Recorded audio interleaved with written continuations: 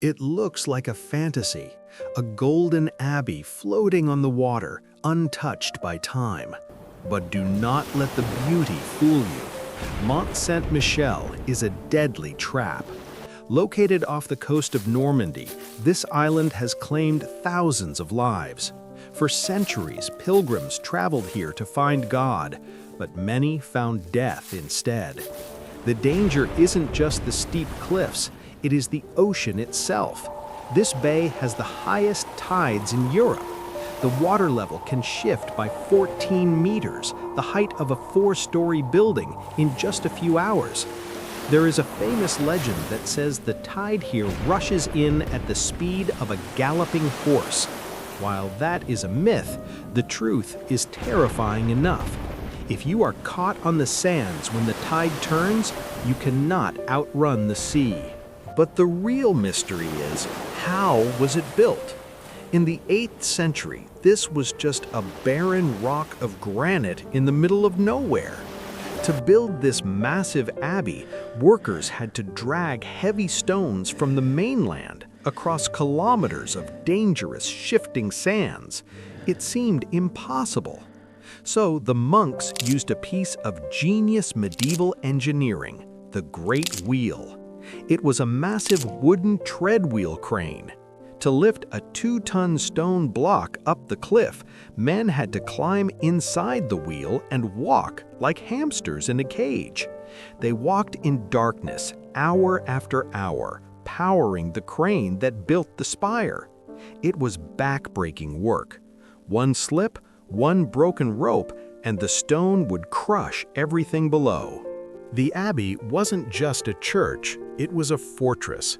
During the 100 Years' War, the English army conquered all of Normandy.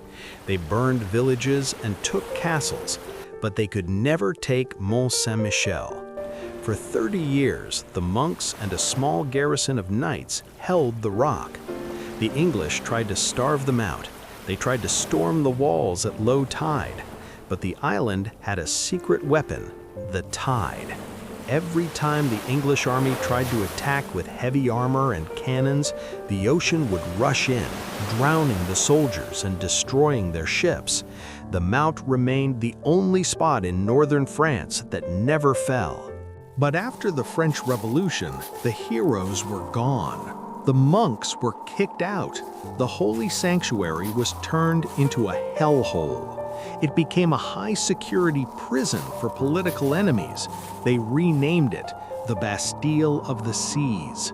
Why build walls to keep prisoners in when the ocean does the job for you? There was no escape. If you climbed down the 50-meter walls, you landed in quicksand.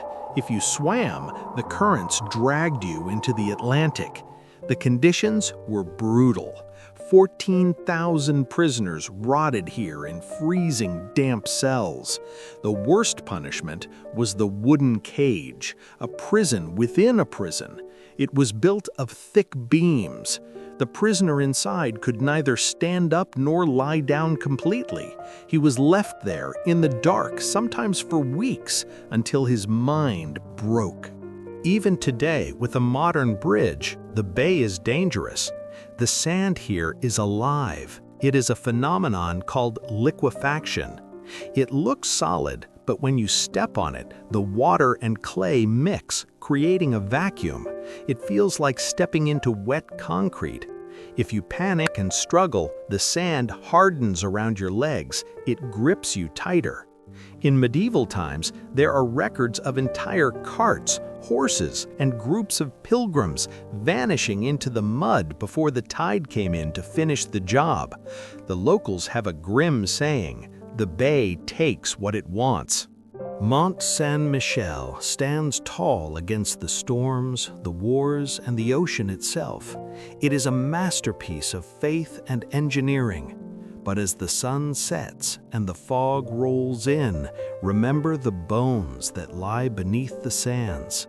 Nature is still the true master of this castle.